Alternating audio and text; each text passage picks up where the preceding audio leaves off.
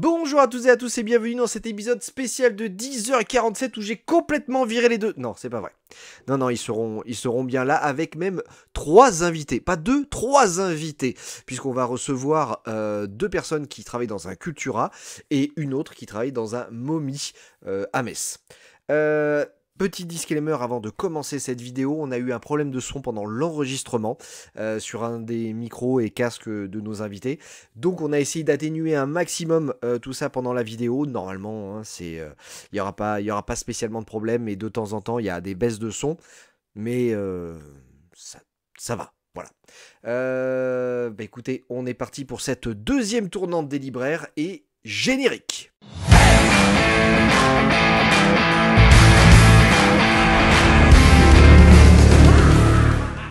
Alright, c'est parti. Bonjour à tous, bienvenue donc avec Benoît et Red. Et effectivement, aujourd'hui, on a 3 invités pour la tournante numéro 2. On a tout d'abord Franck, qui est de la librairie Momi à Metz, qui est local de chez moi. Et on a Lucille et Marine, qui viennent de Cultura Bordeaux, si je dis pas de bêtises. C'est ça, exactement. Voilà.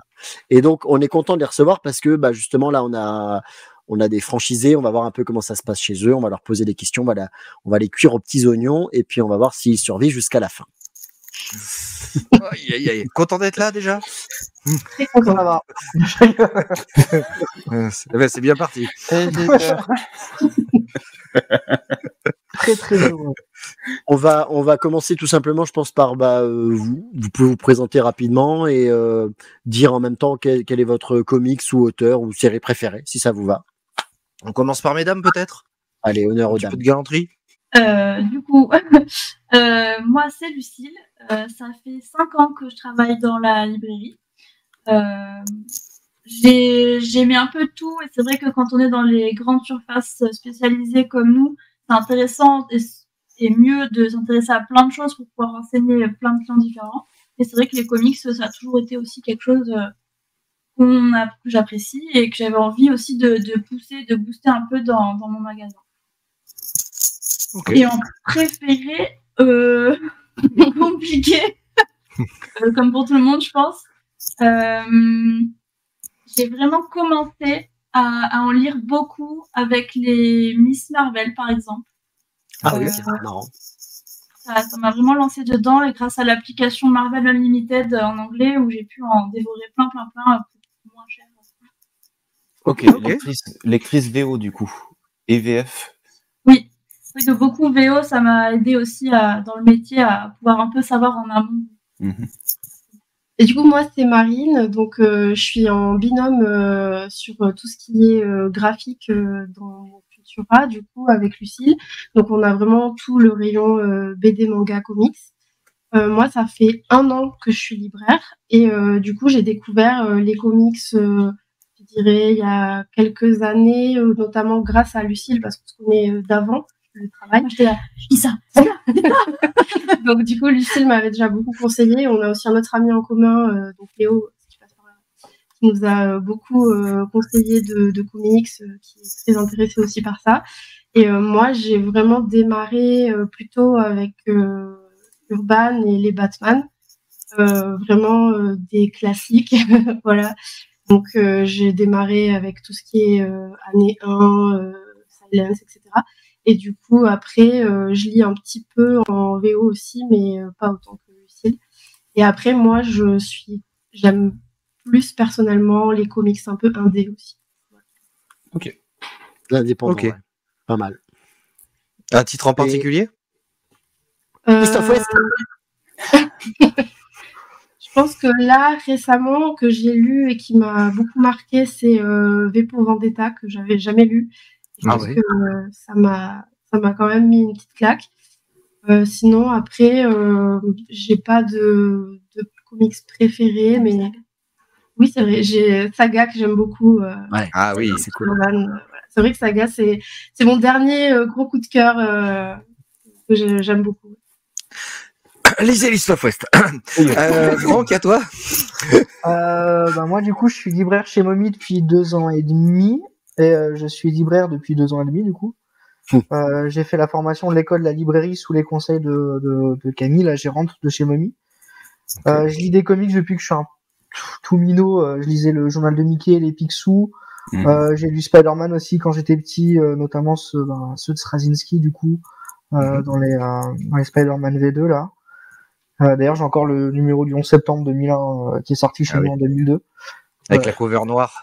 Ouais. Bah, moi, elle est un peu déchirée maintenant, la cover noire, mais, mais elle est là-bas.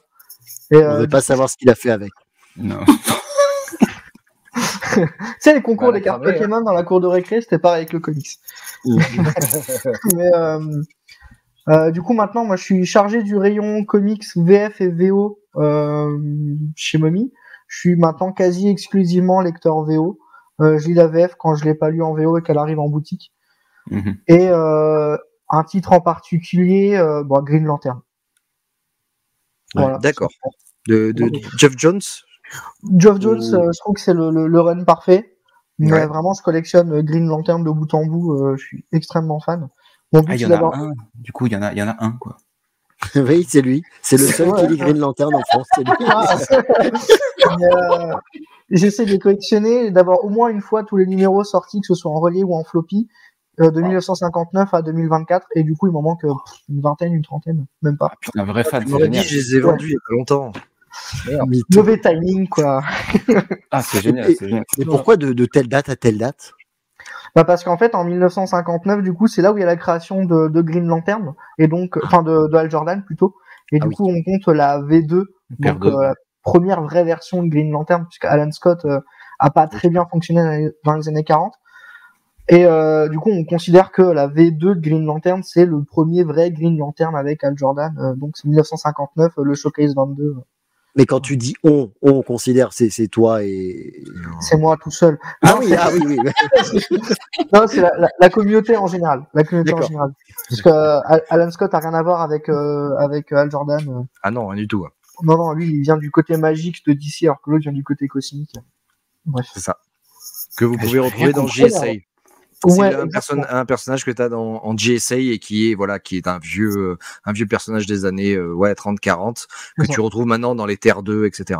de DC. qui a été créé par les mêmes créateurs que Batman, du coup.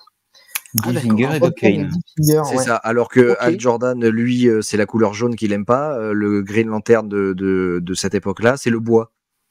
Il peut pas faire des trucs sur le bois. C'est un peu con, mais c'est drôle. En fait, quand il disait on, c'était lui et Benoît. Ah putain, c'est c'est ça, ça, les deux. C'est ça, on s'est concerté. La commu, voilà la commu Green Lantern, quoi. On est deux. Eh bien, messieurs, dames, donc on a dit que vous travaillez donc chez Cultura et Momi. On aimerait savoir justement comment les entreprises, elles vous laissent gérer le rayon comics. Est-ce que vous avez des ordres? Est-ce que vous faut faire ça? Ou est-ce que c'est bah vas-y, fais-nous un truc bien et essaye de vendre? Comment ça se passe chez vous? Commencer du coup Ouais, Allez-y. Oui. Allez-y. Allez-y, qui du coup? Ah, d'accord, ok. Pardon. Ben, Du coup, nous, en fait, chez Cultura, juste une des choses qui est un peu respectée, c'est que c'est à peu près dans chaque magasin le même cheminement en fait de rayon. Nous, la BD, on n'est pas le premier rayon d'entrée de magasin. Mais à part ça, après, on est plutôt libre. Oui, voilà, en fait, l'emplacement du rayon, il bouge pas. Il est là où il est, au moment où c'est construit, réfléchi. Après, sur comment on le remplit, comme les commandes, etc., il y a une partie qui est préconisée, mais après, nous, on peut changer. En fait, on a la main. Ouais, on a la main dessus. Okay. Vraiment, par exemple, on nous donne des préconisations aussi par rapport à peut-être certains enjeux, etc., qui vont être vus avec les éditeurs. Mais après, en général, on est très libre de choisir ce qu'on veut. S'il y a des titres que nous, on veut défendre parce qu'on sait que c'est, par exemple, des séries qu'on aime ou des personnages qu'on a envie qu'ils soient mis en avant, etc., on peut vraiment pouvoir les pousser, en mettre plus. Après, si c'est des trucs, comme on connaît aussi on commence à bien connaître notre public, on sait qu'il y a des choses qui vont peut-être moins fonctionner et du coup on peut en mettre moins aussi, etc. On est assez libre en fait. Par exemple, moi j'aime beaucoup la série Nightwing, mais l'ayant tenté... C'est les fesses. Les fesses. Mais l'ayant tenté plusieurs fois, au bout d'un moment, on sait par rapport à nos historiques si ça marche ou pas et si si au bout d'un moment de plusieurs fois, il y a peut-être pas autant d'écoulement que prévu sur des quantités, ben même si nous on aime, il va falloir peut-être baisser ou sur quelque chose où on a pu se louper, se dire ah mais ça c'est parti day one de sa sortie, en fait on en avait qu'un, donc peut-être monter, mais voilà c'est la relation aussi avec le représentant qui peut aussi nous aider à réfléchir à ce genre de choses et pas que nos connaissances. C'est vrai qu'on a du coup des rendez-vous avec des représentants des éditeurs et du coup ils viennent nous présenter leur catalogue, leurs nouveautés, etc. Et nous on voit avec eux, on commence à faire aussi déjà des pré-travails de commandes en fait. Et du coup c'est vrai que c'est plutôt très intéressant d'ailleurs parce que régulièrement on voit souvent des couvertures, on a des résumés, etc. Un peu exclusifs VF parce que la plupart c'est déjà en VO, mais voilà. Mais c'est vrai que du coup, ça nous permet aussi d'avoir déjà une idée. Eux, ils ont aussi, plutôt en général, ils ont accès à nos historiques, etc. Ils savent aussi en fonction enfin, je sais pas comment ça se passe ailleurs, mais en tout cas, je sais que nous, ils savent en fonction des magasins, etc., ce qui peut potentiellement plus marcher ou pas. Et nous, après, des fois, nous, on dit non, mais ça, c'est préconisé à pas forcément grand chose. Et nous, on décide de dire ça, nous on sait qu'on va bien le vendre, on va bien le conseiller, c'est quelque chose qu'on aime, etc. On décide de monter les quantités, voilà. Mais c'est vrai que le travail avec le représentant est plutôt un travail important. Oui, ouais, c'est le plus important. Après, ça va dans les deux sens parce que des fois on leur a fait une présentation à eux aussi des choses. Voilà, c'est fort. Et nous, quand on suit des fois l'actu VO, on va dire oh, ça y est, il sort enfin. Et là, eux ils sont là. Ah, mais tu connais? Je dis, ah mais oui. Ça, c'est les meilleurs moments d'échange avec les représentants aussi. C'est cool. Parce que du coup, il n'y a pas de. On aurait pu s'imaginer qu'il y avait, vu que c'est une marque, je vais dire une franchise. Une franchise, voilà, merci. Ouais. Qui avait une sorte de centrale d'achat qui vous fournissait ce qu'il fallait vendre parce que ça avait été acheté en gros au niveau national, par exemple, ou décidé au niveau national, et que vous allez vendre ça. En fait, tout le monde va faire quelques mois en avance, c'est son petit travail de nouveauté. Okay. Et j'imagine qu'après, voilà, la commande part pour tout le monde, mais chacun a mis ses quantités qu'il voulait. Chaque magasin a la main, en fait, pour choisir ce qu'il veut, voilà. Donc, en fait, il se peut que des magasins et des personnes qui s'occupent du rayon BD qui ne se connaissent pas grand-chose en comics. Et pour ces personnes-là, c'est bien parce qu'il y a des préconisations. Donc, s'ils savent pas, ils connaissent pas, ils suivent le truc. Et ceux qui s'y connaissent et qui apprécient et qui ont envie d'ajouter une touche, on peut modifier. Voilà. D'accord. Après, donc il faut que je parle au responsable de Cultura d'Aix. Après, juste pour préciser, Cultura, en fait, les magasins Cultura, il y en a quelques-uns, mais c'est pas des franchisés. Ça appartient à une enseigne. En fait, c'est pas des magasins franchisés, c'est des magasins. Chaque magasin appartient à l'enseigne Cultura. Il y a, peut-être 2 ou 3. En Martinique, je crois juste. Je crois qu'il y a peut-être 1 ou 2 franchisés qui vont bientôt ouvrir. Mais sinon, en fait, c'est global. Donc, d'accord, c'est pas indépendant dans ce sens-là. Okay. Non, voilà. Mais du coup, on a quand même la main. Après, du coup, quand nous, on fait nos commandes, etc., chaque magasin fait ses propres commandes. Par exemple, les autres magasins, parce que du coup, nous, on a plusieurs magasins en Gironde. Les autres magasins de Gironde ne vont pas du tout commander les mêmes choses en même quantité que nous. D'accord, ok. C'est bien. C'est cool. Ça dépend vraiment de notre clientèle, de nos goûts, parce que il y a peut-être des choses où il n'y a pas trop d'enjeux, pas trop préconisé, mais si on l'a lu en VO ou qu'on connaît l'auteur, on se dit ah mais moi je le veux sur table. Du coup voilà, faut tenter des choses aussi des fois. Et après par contre à l'inverse, même si c'est des choses que par exemple on n'aime pas, on peut pas se louper sur une sortie Batman, etc. Par exemple, nous ça ne nous concerne pas parce qu'on aime beaucoup Batman, mais si c'était par exemple même si on n'aimait pas du tout Batman, on va pas ne pas en mettre parce qu'on sait très bien que Batman Batman, on peut pas ne pas en avoir, donc on peut faire, voilà. Mais après, on peut faire, on a quand même la main pour faire en fait nos choix, nos quantités, etc. Du coup, à ton tour, Franck, oui. Écoute, nous on est plutôt libre sur l'assortiment en fait. Momi, c'est pas un réseau, c'est vraiment un regroupement de librairies si tu veux. Et dedans, chacune est vraiment libre de ce qu'elle va faire au niveau du représentant, etc. Il y a quand même, nous, Mommy, c'est une question juridique, mais on est à un poil plus libre, on va dire, sur certaines décisions. On a des décisions qui peuvent un peu couper avec le reste de Mommy. Typiquement, par exemple, maintenant, le truc un peu signature chez Mommy, c'est ce que nous on appelle le corner. C'est un meuble qui fait un coin que les éditeurs peuvent louer pendant quelques semaines, quelques mois, pour mettre un espèce de facing dessus. Ok. Et nous, en fait, on l'a tout simplement pas pris à la librairie parce qu'il nous intéressait pas forcément. Bref. Mais après, nous, vraiment sur l'assortiment, on est plutôt libre. Donc, on n'a pas de question forcément de budget ou de quoi que ce soit. Donc, pareil avec le représentant, on travaille un peu ce qu'on veut tant que le distributeur, le représentant fonctionne avec les réseaux de librairie. C'est-à-dire que nous, on va vraiment avoir les représ Del Sol, Hachette, Interfo, etc. Les mêmes que chez Cultura, au final, je pense. Ouais. Vous avez les mêmes. Ouais, ok. Exactement. Après, c'est juste par région, mais c'est les mêmes principes, quoi. Alors, je sais pas, par contre, si chez Cultura, si chez Cultura, il y a tous les représ qui passent, je sais pas s'il y en a certains qui vous font travailler des bons juste par mail ou... Plutôt Macassar, je sais qu'ils sont plutôt peu, donc ils passent pas trop, mais sinon à peu près tous pour la BD, je crois. Ouais, je pense qu'il est là, on a... Il n'y a que Macassar. Ouais, Macassar, c'est vrai qu'on les voit pas trop. Mais après, c'est parce qu'ils sont pas énormément. Ils sont beaucoup en contact quand même. Oui, après, on communique beaucoup par mail, etc. Ok. Voilà, c'est tout. Il y a juste, sur la VO peut-être aussi. Là oui, parce que maintenant je sais pas si vous avez racheté ou vous avez regroupé, mais vous avez Album maintenant, Album Paris, qui est dans la librairie, dans le réseau Mommy. Ouais.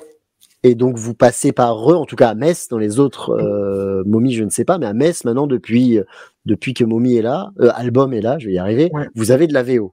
Exactement. Alors à ma connaissance, il y a que nous qui passons par Album, je crois. Il me semble que Grenoble et Lyon qui en font aussi, les trucs doivent arriver directement chez eux, il me semble. De Londres. Sur ça, je vais mettre des petits guillemets parce que je me souviens plus. Je leur ai posé la question pour mon dossier de deuxième année, mais je n'en plus. Et voilà. Mais nous, on le fait passer par Album, en effet. Donc nous, nos commandes, en fait, on les envoie directement au responsable VO d'Album, qui lui va les commander à Diamond, qui est le distributeur, le plus gros distributeur de comics encore vivant aux États-Unis. Et ensuite, ça passe par chez eux et eux, ils nous les renvoient derrière. J'ai mis un petit doute sur le fait que Grenoble et Lyon passent par eux ou pas, je sais plus. Mais du moment qu'à Metz, c'est bon, moi ça me va. mais du coup, le fait de rajouter un intermédiaire, parce que tu dis que ça passe par aux États-Unis, puis par Paris, puis chez vous, du coup, faut l'anticiper sur les sorties pour être sûr de l'avoir à la sortie en même temps que les autres. C'est ça. Ça crée rétro-planning à avoir, en fait. Quoi. En fait, nous, si tu veux, on va pas avoir les sorties à la semaine comme chez Album. Album, en fait, ils ont des arrivages toutes les semaines, comme un distributeur classique, en fait. Nous, on va avoir un seul arrivage par mois, parce que sinon, vu que ça passe en chronopost, les frais de port, ils seraient hallucinants. Déjà qu'ils sont hallucinants, mais toutes les semaines, ça serait pas possible. On avait essayé 2 semaines par mois, mais ça fait trop, en fait, pour la librairie. Notamment sur les frais. Nous, on en a qu'une seule fois par mois. En général, c'est début de mois. Donc, du coup, fatalement, ce qui va sortir en deuxième moitié de mois aux États-Unis, nous, on va l'avoir sur le mois d'après. Donc, ça peut causer des petits décalages d'un mois et demi avec les clients. En général, ils sont sympas, sauf certains. On cible pas du tout. On cible pas, ça commence par un deux. Non, en général, les clients sont quand même, comprennent très bien le truc et il n'y a pas de souci. Mais nous, du coup, on est seul à faire de la VO, donc en plus. D'accord, mais du coup, vous avez vraiment un présentoir avec de la VO ou c'est juste à la commande? Et ben en fait, nous, on fait pas mal de commandes, ouais. Typiquement, Denis il commande toutes ses séries. Enfin, il commande les séries qu'il veut. Que silence. Que silence. Batman silence. Et nous, ça arrive chez nous, derrière pour lui. Et il y en a quelques-uns d'autres qui le font. C'est pas français ce que je viens de dire. Il y en a d'autres qui le font. C'est pas grave. YouTube, tu sais. Moi, j'ai retenu que Denis passe par derrière, mais après c'est tout. J'ai retenu que ça. il a même pas dit ça. Si, il a dit derrière. Il a dit on met les trucs derrière. Je sais Denis pas. derrière. Non, il a dit il les met de côté pour moi. C'est tout. Moi j'ai entendu derrière. Oui, d'accord. Ok. Dans l'autre. On avait dit moyen bouffe. Ouais, pardon. On avait dit ça en off. Et après, on a des bacs en fait de présentation. Parce que nous, on a 3 tables de nouveautés. On a une table DC, une table Marvel, une table indé. Et en fait, on a 3 bacs, 4 bacs. 3 bacs chez DC, 3 bacs chez Marvel et un bac en indé. Okay. Et en plus, il y a pas longtemps, on a intégré du facing directement dans donc de la présentation en fait avec les couvertures directement dans le rayon VF.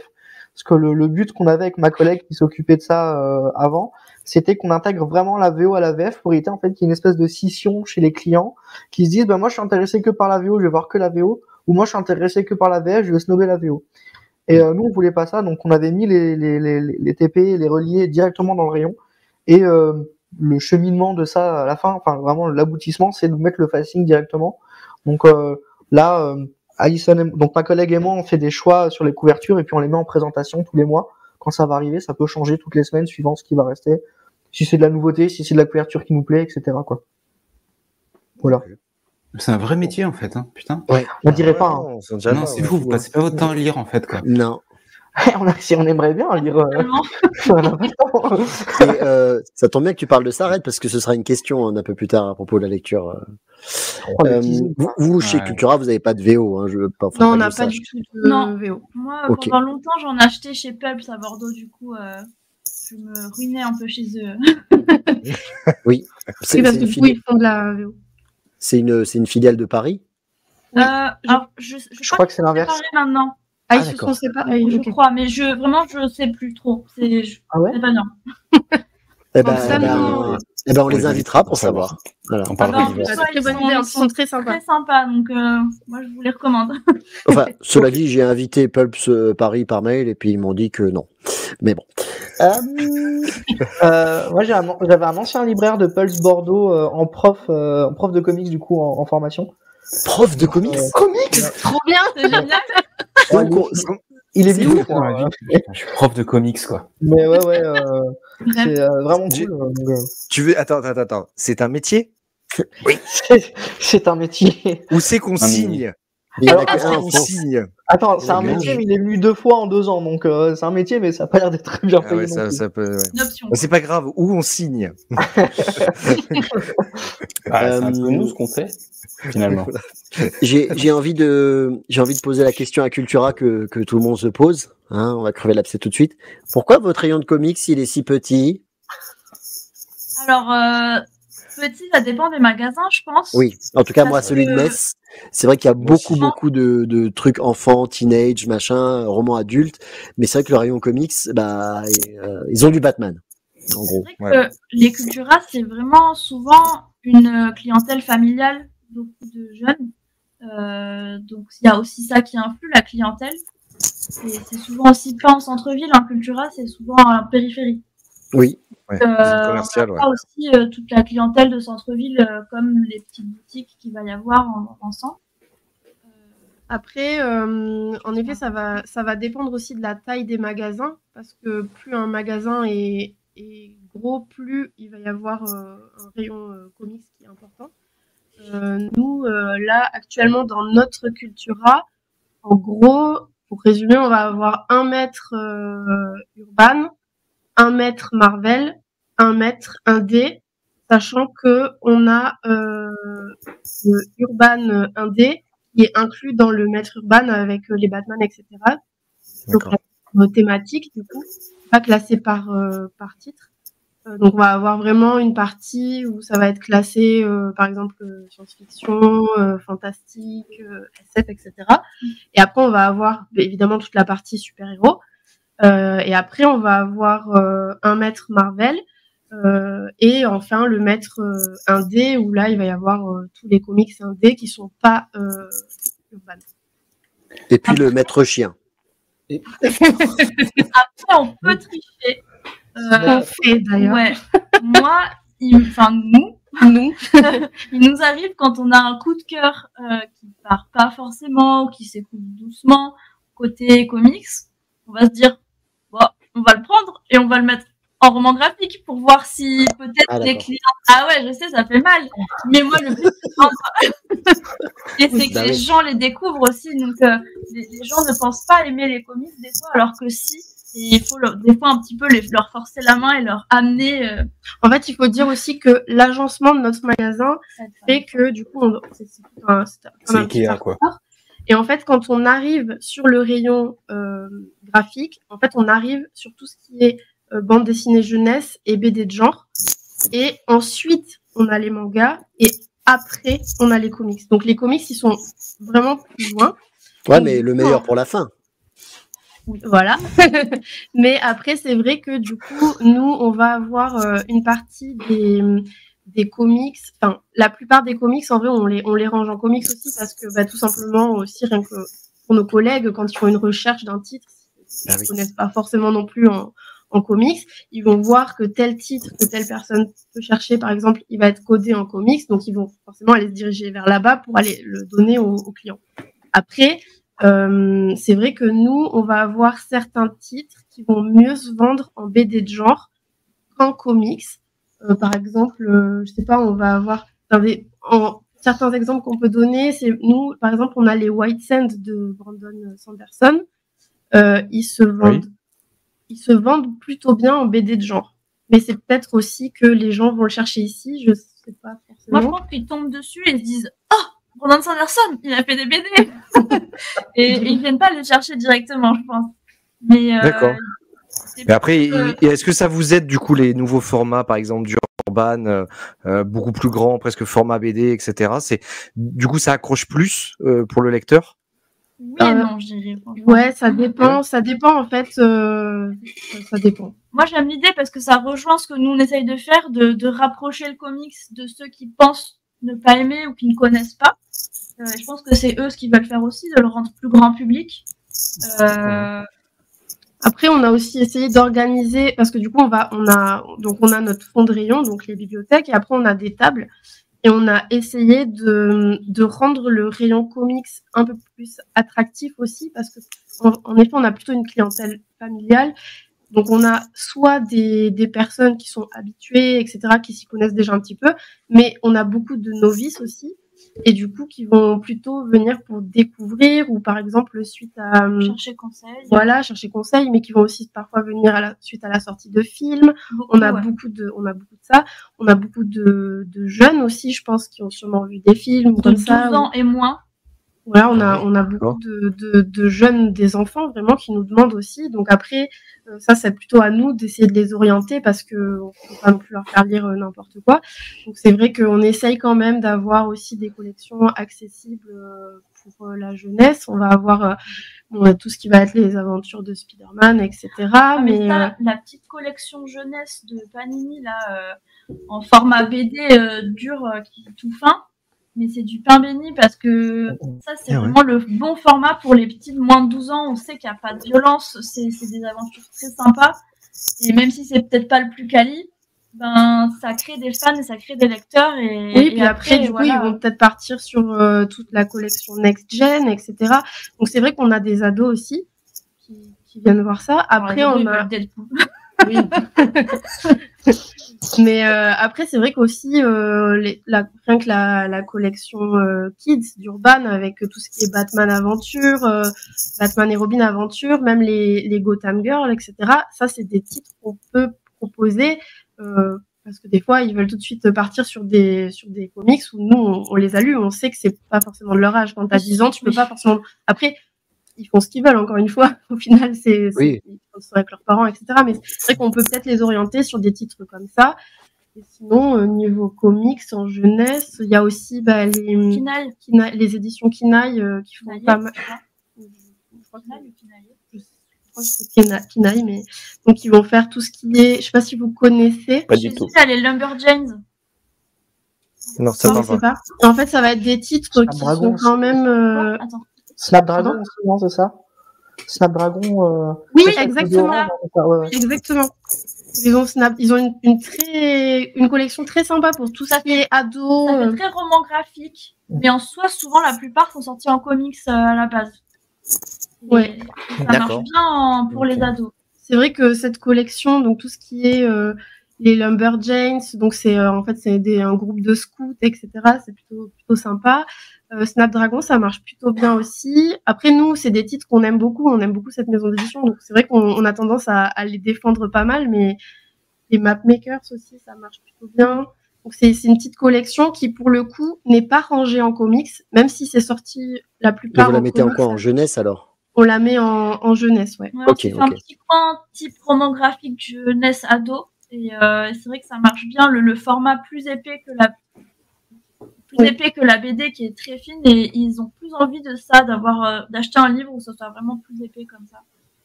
On fera d'ailleurs, je sais pas si on peut le teaser un peu, mais il y a un épisode qui arrive très bientôt, justement avec Urban Kids ou quoi, qu'on va faire avec nos gosses. Ça va être rigolo. Trop bien. Oh, c'est trop bien. En plus, Ouais. Urban Kids, ça plaît autant aux enfants qu'aux parents. Ouais, Enfin, c'est même ça. nous. C'est la Parce qu'il y conclusion. a forcément le côté nostalgie aussi de la série. Enfin, nous, en tout cas, moi, je sais que j'adorais quand j'étais jeune, je regardais tout le temps. Et ça reprend le même style graphique, etc. Quand on le montre aux parents qui viennent pour faire un cadeau, ils sont là, oh là là, mais ça leur fait un cadeau à eux aussi, en fait, j'ai l'impression. Je vais rebondir là-dessus justement parce que je suis allé au Cultura là où je travaille à Montauban. D'ailleurs, je dis bonjour à Dylan qui est un lecteur de comics et qui nous suit et que je vois de temps en temps chez Guillaume à Comptoir du Rêve. Hop là, ça s'est placé. Non, mais je tiens à le placer, qui travaille à Cultura.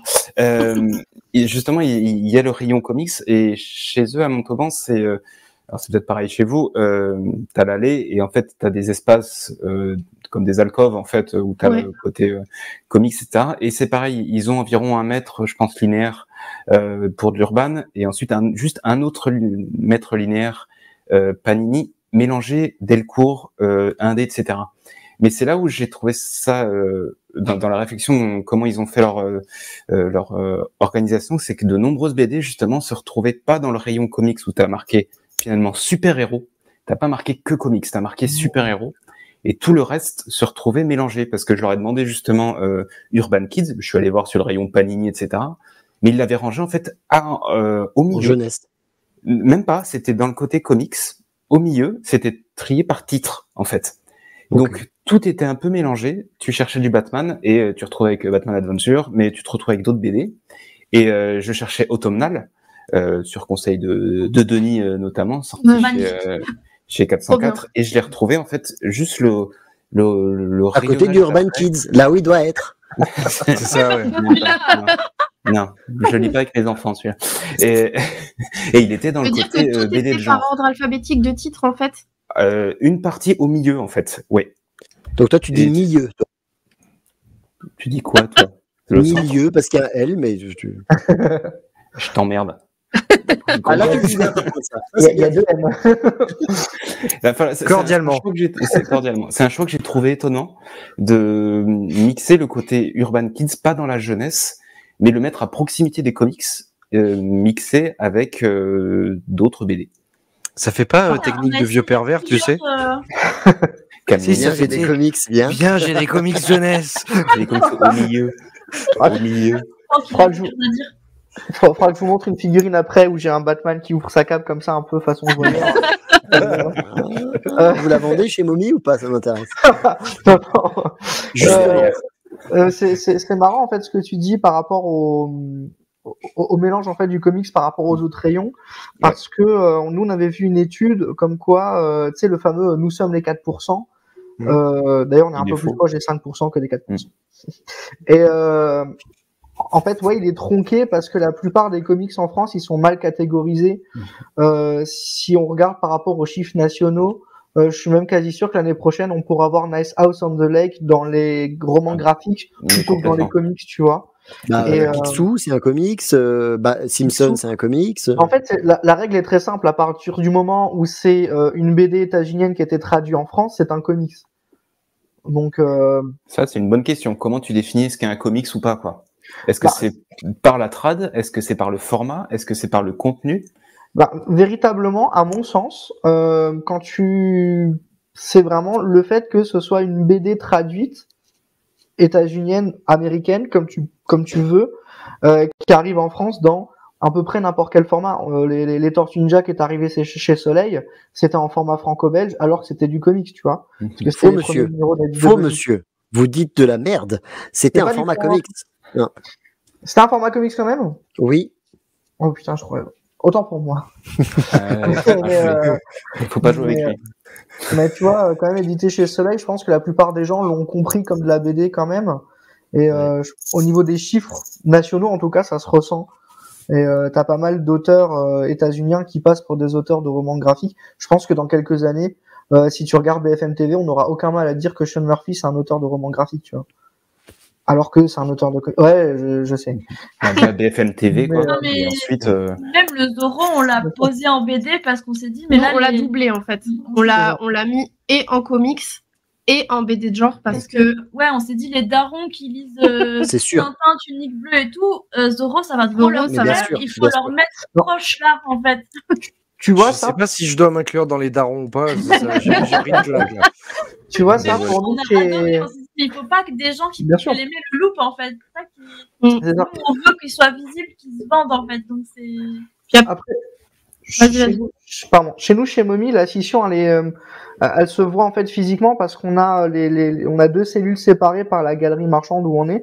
Donc d'un côté, on a le comics manga et le romantasy machin. Et de l'autre côté, en fait, on a la BD jeunesse, roman jeunesse et les romans graphiques. Donc, si on met le Zorro dans les deux côtés, ça va se voir tout de suite. Et en général, en fait, la BD va nous le ramener en mode c'est du comics. Le public comics, il est par là, alors du coup, on le met par là. Sans jouer à tout le monde chez soi, les moutons seront bien gardés. Hein, c'est pas ça l'idée non plus. Mais je sais pas, par volonté de catégoriser, je sais pas trop en fait. Ou peut-être de redorer un peu l'image. Par gain de place, peut-être, tout simplement. Oui. Peut-être ça aussi. La place, elle vient forcément avoir une importance à un moment. Ouais. Ah oui, non, c'est sûr, tu vois, mais je pense que si tu veux faire de la place pour Zorro, tu prends de la place pour Zorro. Oui, pour Murphy, il y a toujours de la place. Voilà, lui, on l'a fait. Après, même chez moi, il y a de la place qui veut venir. Il y a aussi le côté de... Je pense que nous, on a décidé de le doubler et en comics et en BD de genre parce que... oui, déjà, parce qu'on a beaucoup aimé, mais aussi parce qu'il y a beaucoup de clients qui n'ont pas le côté instinctif d'aller jusqu'au comics parce que c'est encore très ancré dans leur tête super-héros. Il y a beaucoup de gens qui n'aiment pas les super-héros. Et du coup, ils vont pas se dire, je vais chercher Zorro en comics. Et du coup, alors que, il y a tellement de super choses. À Noël, quand on a des clients qui nous demandent des conseils sur ceci, cela, et qu'on se dit, ah, mais il y a quelque chose en comics, je vais vous montrer, et on les amène, ils sont un peu là, genre, où est-ce qu'on va, en fait?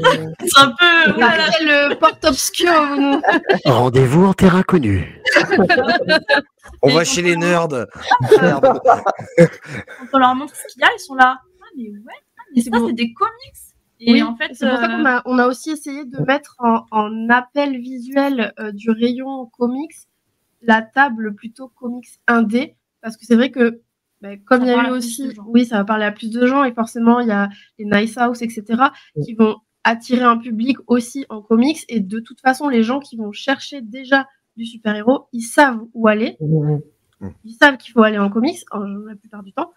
Mais c'est vrai que le fait de mettre aussi en avant, en entrée de rayon, tout ce qui va être comics indé, va attirer un autre public qui est souvent un public plutôt de BD, BD de genre franco-belge en général, voilà, mais qui peuvent du coup découvrir un univers qui s'ouvre à eux. Et c'est vrai que voilà, que ce soit des titres comme Zorro, Nice House ou même je sais pas d'autres qui peuvent Layla Star, oui, mais... ouais, voilà. Et ou même par exemple là récemment les Neil Gaiman, etc. C'est quoi Sandman? Non, les Vikings là. Mythologie nordique. Ah oui, ça, c'est vrai que du coup, comme il y a déjà un lectorat aussi de polar imaginaire, de cet auteur, etc., qui vont être attirés par les comics plutôt indés et du coup, qui leur donnent un autre aspect aussi du comics, une autre vision au-delà des super-héros, même si nous, on adore ça. Ouais, tiens, un truc. Un truc bête, Neil Gaiman est un auteur de comics, mais il fait aussi des bouquins. Ça vous arrive que ce soit, de mettre justement en correspondance les deux ou pas du tout? D'un coup, ça me tilte. Ah, c'est pas con. On parle souvent de faire du cross-merge, c'est-à-dire d'essayer de mélanger les rayons quand il y a des thématiques. Du Là, par crossfit? exemple, c'est vraiment... Du crossfit. Non, c'est pas ça. Là, récemment, pour l'Assassin Royal qui est sorti chez Urban Blast, c'est une adaptation d'un roman que j'adore. Et du coup, mon collègue en Polar Imaginaire, on lui a dit, s'il te plaît, tu peux pas en prendre un pour que les fans de Robin Hood voient que ça existe en fait, parce que. Et ça s'est vendu ou pas au final? Tranquillement pour l'instant, mais Ça veut dire non. Ça veut dire non. On a eu quelques ventes, mais après pour l'instant il est. C'est à Noël qu'on pourra faire du conseil là-dessus. D'accord. Ok. J'avais noté une question pour Momy, puisqu'on a la réponse de pourquoi il n'y a pas beaucoup de comics chez Cultura, parce qu'ils ont que 1 mètre et 1 mètre et 1 mètre. Et chez Momy, vous avez du comics, alors je peux pas vous poser la question sur la taille. La taille, c'est pas ce qui compte. Exactement. Alors, Momy, virgule, vous faites des éditions spéciales, virgule, de la VO grâce à Paris, virgule. Est-ce que ça attire des nouveaux clients ou ce sont les mêmes et c'est juste une charge de travail supplémentaire? Point d'interrogation. Ah, la question de fou. Je vais m'attirer des problèmes. C'est ça qu'on veut. Tu veux quoi? Tu veux ma réponse ou? Bah oui, tant qu'à faire, oui. Non, Oui, en vrai, je pense. Mais en vrai, ça attire vraiment des nouveaux clients ou c'est les mêmes? Eh ben, écoute, 2 réponses. Je pense que les chasseurs de collectors seront, quoi qu'il arrive, attirés par l'édition Momy, tu vois. Oui. Mais la plupart du temps, les personnes qui sont au courant qu'il y a une édition Momy, c'est déjà les clients Momy. D'accord. Donc, en fait, la plupart du temps, si tu veux, le Hellboy mis à part, par exemple sur le Berserker ou sur le RIP, si tu veux, la plupart des gens qui viennent et qui le précommandent, c'est déjà des clients en fait. D'accord. Donc au final, c'est entre guillemets de la charge de travail en plus. Ouais. Ça attire pas forcément le nouveau chaland. Non. Par contre, ça fait plaisir aux clients qui nous suivent depuis pas mal de temps d'avoir leur couverture pour soutenir la librairie, tu vois. Donc Hellboy mis à part, il a vraiment pas fonctionné. C'est vrai Non, du tout. Mais en fait, je pense que au-delà de la couverture Momy, qui est très sympa d'ailleurs, au-delà de ça, c'est vraiment l'édition de Delcourt qui est incompréhensible. Mais c'est la même que le Spawn? C'est la même idée que le Spawn, c'est le même prix que le Spawn, mais c'est entre guillemets moins intéressant que le Spawn. Parce que si tu veux, le Spawn c'est les premiers numéros de Spawn, donc t'as de quoi faire, hein, tu commences la série et let's go.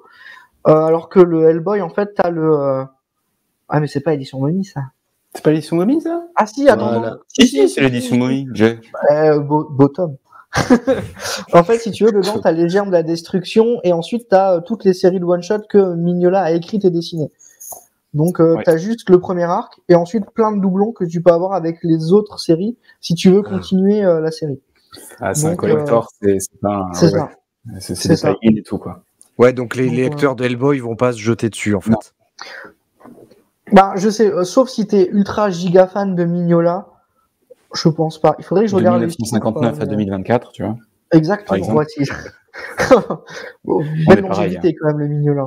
Mais nous, on est très très fans, par exemple, de Mignola ici, et pourtant, j'ai l'impression qu'on n'arrive pas forcément à le proposer correctement aux personnes qui veulent essayer Hellboy ou Mignola, tu vois.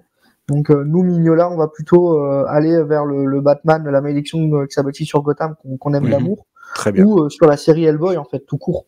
Donc, après, la série Hellboy, le problème, c'est qu'il y a commence à avoir quand même pas mal de numéros, et mine de rien, si tu veux quand même acheter les intégrales, elles sont pas données. Elles sont pas dispo, le 1 est pas dispo. Ça freine un peu. Sur ça freine un peu. Mais, donc la question est intéressante, la réponse est plus compliquée. Oui, vous faites de la politique, monsieur, vous faites de la politique. C'est ça. Je fais de la politique.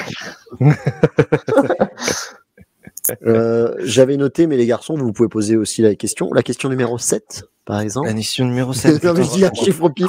Non, tu sais, le fait de passer de lecteur à libraire. Ah ouais, on en est là. C'est qui avait proposé cette question? En plus, je crois que c'est toi, Benoît, non? C'est Benoît, ça. Hein. C'est possible, ouais. Question à la con, c'est moi. Toujours un fautif, de toute façon. Non, parce que Franck, toi, tu disais que t'as fait une école de ça, c'est ça? Ouais. En fait, moi à la base, je suis fan de livres et je suis fan de musique. Donc moi à la base, je suis musicien. Et en fait, il s'est passé un truc incroyable dans nos vies, c'est qu'il y a eu le Covid-19. Donc forcément, ça a freiné pas mal le monde de la musique. Et je voulais à la base ouvrir le cheminement est important, c'est pour ça que je raconte les origin stories, le secret origin. Et ça a été facile. Et je voulais ouvrir une boîte en fait pour faire tourner les groupes. Et il s'avérait qu'il y a eu le Covid et que un tout petit peu avant, je le sentais pas. Alors du coup, je l'ai pas fait. Au final, j'ai bien fait parce que sinon c'était clé sous la porte et la première année. Et je me suis dit que j'allais peut-être me tourner vers mon autre passion qui est la BD et le comics. Et j'ai fait une demande spontanée de stage auprès de Momi, auprès de plein de librairies. Et un jour, en fait, la gérante Camille, coucou Camille, Suceur. Elle aura pas regardé jusque là. Alors, je pense qu'on a la meilleure gérante qu'on peut espérer avoir, et c'est, je pense, pour de vrai en plus. Non, elle est vraiment cool. Franchement, elle est cool. Ouais. Et en fait, elle m'a fait passer le stage, et du coup, j'ai fait le stage chez eux pendant 2 semaines, et je pense que mon travail a dû lui plaire parce que je suis resté après. Elle m'a proposé un contrat qui était en plus de mon autre travail où je gardais des enfants, en fait, où je travaillais en école. Et donc, ça veut dire que j'allais leur donner à manger à la cantine, et le soir, je prenais le bus et le train pour aller travailler à la librairie pendant jusqu'au mois de juillet 2022. Et après, du coup, j'ai commencé ma formation à l'école de la librairie, qui est une école qui forme tous les ans 90 libraires, la plupart parisiens, parce que c'est plus simple en fait pour tout le monde. Et voilà. Sauf moi, du coup. L'école de la librairie, putain, je sais même pas que Ça, ça. on découvre, il y a des profs de comics. 90 bonhommes, c'est rien. C'est rien, mais mine de rien, en fait, quand t'arrives et que t'es, en fait, toutes les semaines, nous, on avait une rencontre professionnelle d'éditeurs, etc. Quand t'as un éditeur et que tu dis, bah tiens, je vais ramener mon catalogue et je vais le présenter à 90 prochains libraires qui vont avoir 90 rayons où ils peuvent m'acheter 90 bouquins, fois 5, 6, 10, tout de suite, ça fait gling-gling et ils vont arriver. Hein. C'est sûr. Même s'il y en a certains qui ont refusé de venir, il y en a pas mal qui disent, ouais, bah j'arrive. Et le cursus, ça dure combien de temps? Et évidemment, je pense que c'est payant. Alors non. Et c'est où? Alors, mais Benoît, tu veux y aller, c'est ça? Tu vas envoyer ton CV? Non, mais je suis curieux du truc parce que ça m'étonne que ça existe, quoi. C'est surtout ça. Mais ça existe depuis. Avant, c'était l'INFL, du coup, donc je pense que ça te. La Tour Eiffel. C'est presque. C'est pas payant parce que du coup, c'est un BP, c'est un brevet professionnel. C'est en 2 ans, post-bac. Bon, moi, j'ai eu mon bac il y a 10 ans, mais voilà. Ça compte. Oh, ça va. Oui, moins que certains. Et pardon. Il y en a qui n'ont pas le bac, je suis sûr, alors.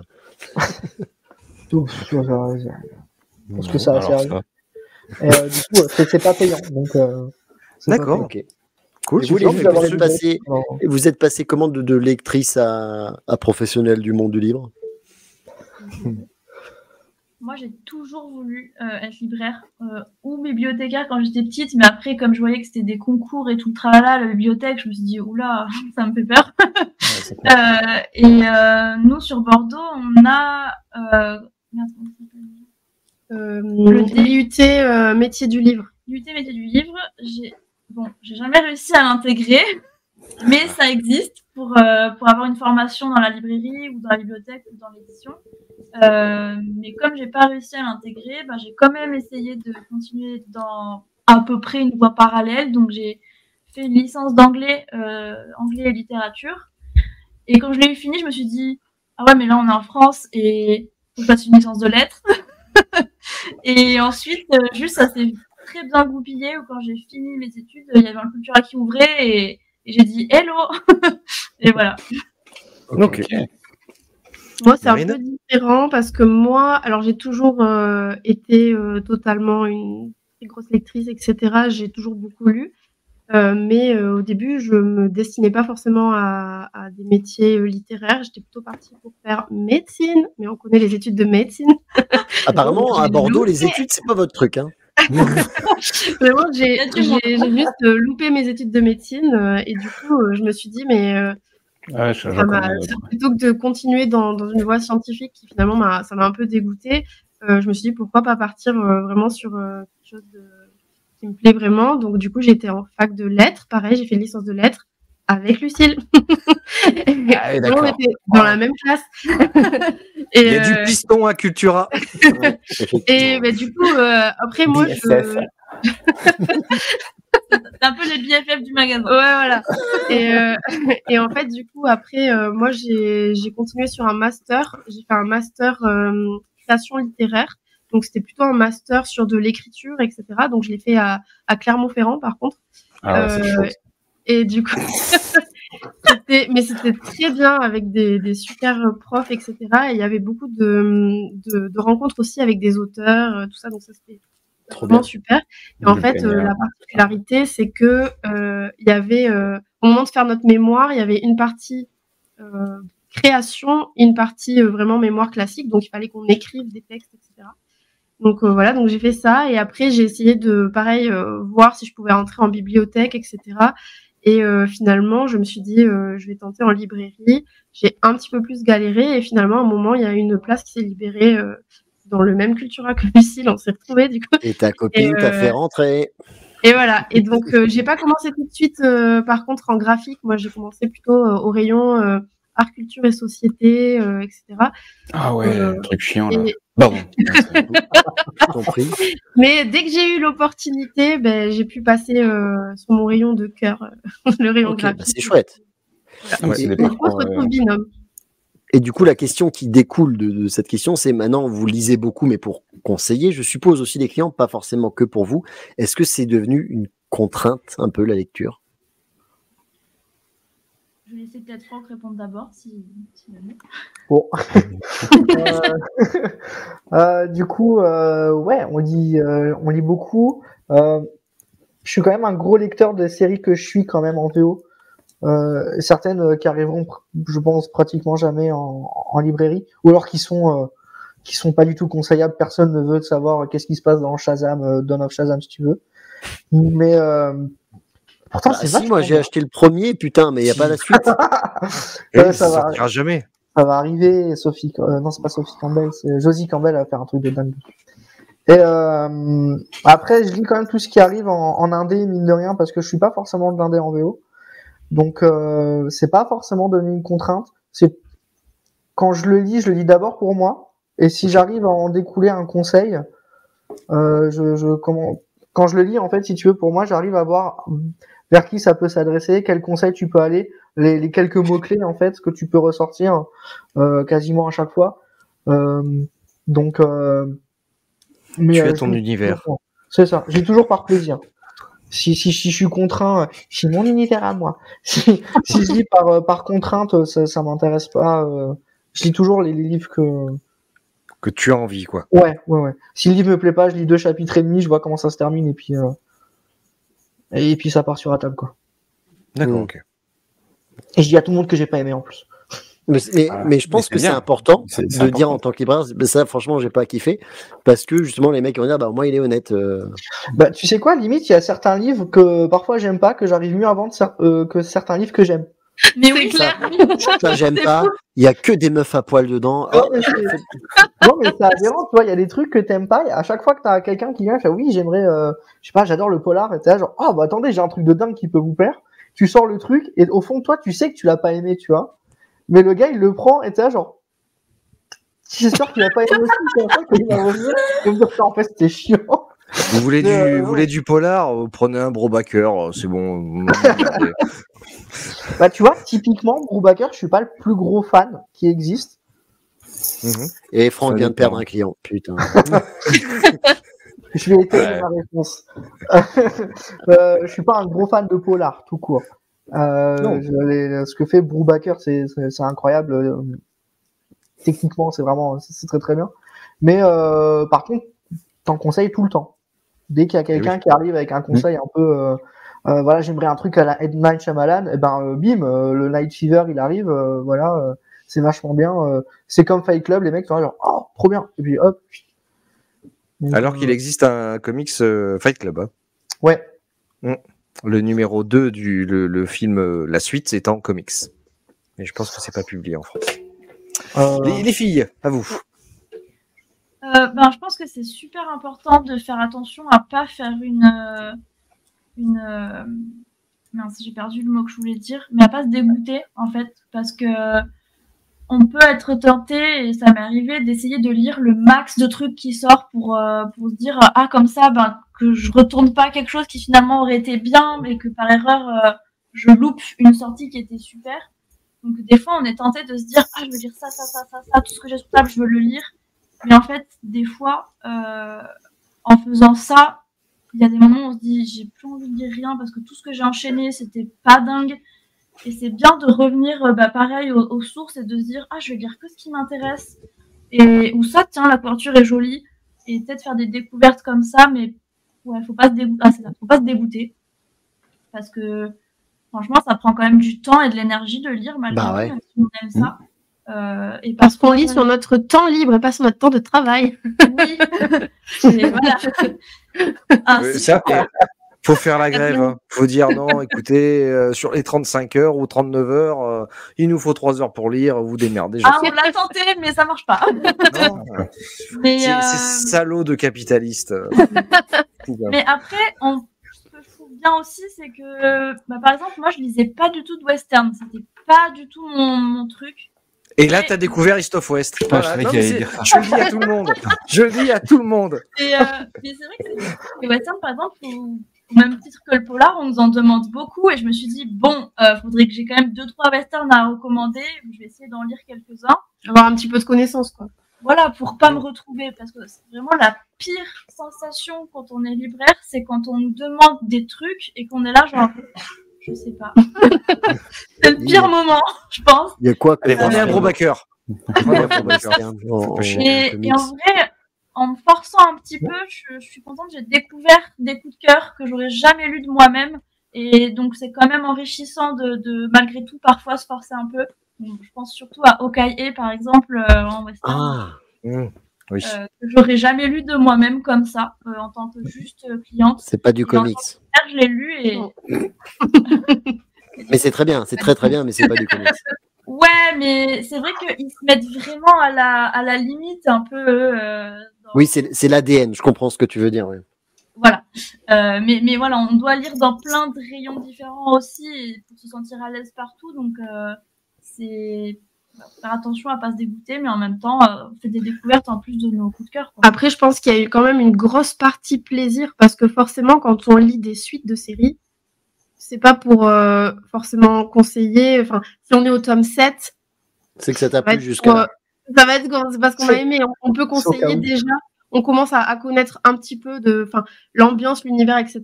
Déjà à la fin du tome 1 dès le tome 2, on peut déjà commencer à conseiller à certains clients. Mais après, c'est vrai que du coup, quand ça va être vraiment des suites ou par exemple des illustrateurs ou des scénaristes qu'on aime beaucoup, on voit qu'ils sortent une nouveauté, qu'il y a une nouveauté qui sort en VF par exemple, on va forcément se tourner vers ça parce que c'est déjà des choses qu'on aime. Après, c'est vrai que dans les nouveautés, je pense après nous on lit vraiment beaucoup, donc beaucoup. mais c'est vrai que du coup on lit quand même une grande quantité de nouveautés, mais déjà comme on est deux, en fait on se partage et tout de suite si on a une, on se fait beaucoup, on se fait totalement confiance, et du coup quand il y en a une qui va vraiment pas aimer un titre, on va du coup peut-être se l'épargner entre guillemets ou des choses comme ça, ou à l'inverse peut-être le tenter, et ça c'est déjà arrivé qu'on n'ait pas tout à fait les mêmes goûts, même si en général on est plutôt raccord sur ça. Mais après c'est vrai que par rapport à ce que disait Franck, moi je suis d'accord que souvent des titres que nous personnellement on n'a pas forcément beaucoup aimé, c'est parfois plus simple de les conseiller parce que ça va totalement rentrer dans les goûts de certains clients. Qui sont pas du tout les mêmes que nous, et en fait à l'inverse c'est aussi plutôt sain de lire des titres que finalement on n'aime pas, parce que en fait nous nos goûts c'est nos goûts propres, et en fait on va avoir des clients avec des goûts très différents et des tranches d'âge, quel que soit le type de personne qu'on va avoir en face de nous. Ça nous est arrivé plein de fois d'avoir des personnes qui vraiment tout ce qu'on adore et qu'on a essayé de leur conseiller, ils sont là vraiment non. du coup, on va peut-être partir sur autre chose. Et des fois, ils vont adorer et même revenir et nous dire que c'était super bien sur des titres que nous, on n'a pas forcément aimé. Après, nous, on est assez honnête. On dit généralement que ça nous a pas. Nous, c'est pas notre style. On essaie de le dire. On dit pas j'ai détesté, bien sûr, mais on va dire que c'est pas notre style. Nous, c'est pas ce qui nous a touché, mais on pense que vu son profil, c'est quelque chose qui pourrait lui l'intéresser, etc. On peut pas mentir parce que, je pense autant à Mommy qu'à Cultura, on a des habitués. Et si on ment à quelqu'un en disant ah j'ai dit ça c'est trop bien et qu'en fait c'est nul, ils vont revenir, ils vont nous le dire. Et moi je pourrais c'est pas moi, c'est Marine. Mais cela dit, il y a quelque chose que tu peux adorer et que le client déteste. C'est pas grave. En fait, on peut se dire ça je l'ai lu, et se dire je vois pour qui ça pourrait plaire. Je vois à quel profil ça pourrait marcher. Et des fois, quand on écrit des petits coups de cœur sur les livres, il y a des fois où ça va être vraiment notre coup de cœur. Donc voilà, j'ai adoré parce que ceci. Et des fois, on peut faire un petit mot ou faire un parallèle avec d'autres titres qui sont un peu du même genre. Ce titre est pour Bernard. Mais ça va être plus descriptif l'univers où voilà, ça plaira aux fans de ceci. Ça veut pas dire que moi j'ai aimé, mais je vais me dire il faut que j'écrive dessus pour informer les gens que ça peut leur plaire peut-être. Je sais pas d'ailleurs, Franck, comment ça marche, vous, les coups de cœur et ce genre de choses Alors, nous, on n'a pas de notule. Nous, on n'a pas de notule, on a vraiment les macarons coup de cœur avec nos tronches dessus. Coup de cœur de Franck, coup de cœur de Oui, c'est vrai. Avec ces gueules-là. Avec ces trucs-là. Donc, on les a tous. Ok. Voilà, ils sont magnifiques.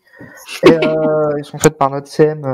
Elle est géniale. Et on a tous ça en fait, et souvent les gens se retrouvent du coup dans les goûts de chacun et de chacune. Et on n'a pas forcément de notule. Par contre, ce qu'on fait souvent, quelquefois, notamment sur les fins d'année, c'est qu'on filme les coups de cœur pour les mettre sur les réseaux sociaux. Ah oui, c'est vrai. Ouais, typiquement là, bientôt, on va passer en séance shooting vidéo pour parler de deux de nos coups de cœur. Donc, il y aura forcément le Transformers de Daniel Warren Johnson dedans.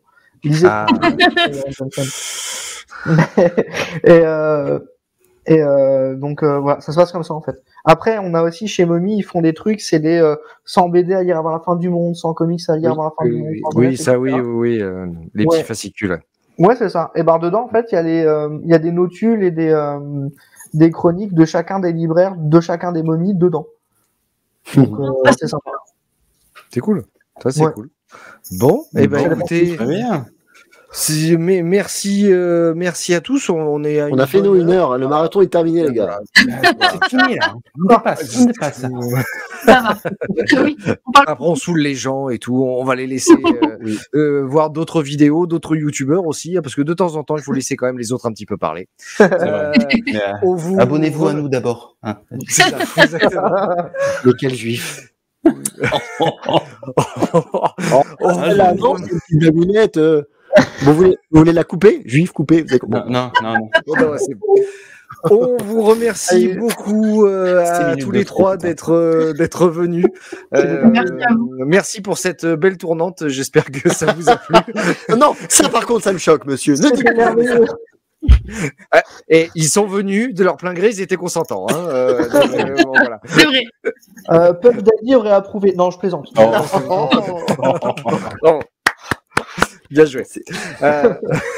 Donc on vous remercie beaucoup et puis j'espère que on aura l'occasion de se retrouver un petit peu plus tard courant de l'année prochaine, et puis d'ici là n'hésitez pas à liker, à partager, à pousser, et on se retrouve la semaine prochaine pour une nouvelle émission. Merci encore, salut. Qui fait des doigts gratuits. Je t'envoie. Langage des signes à ma façon.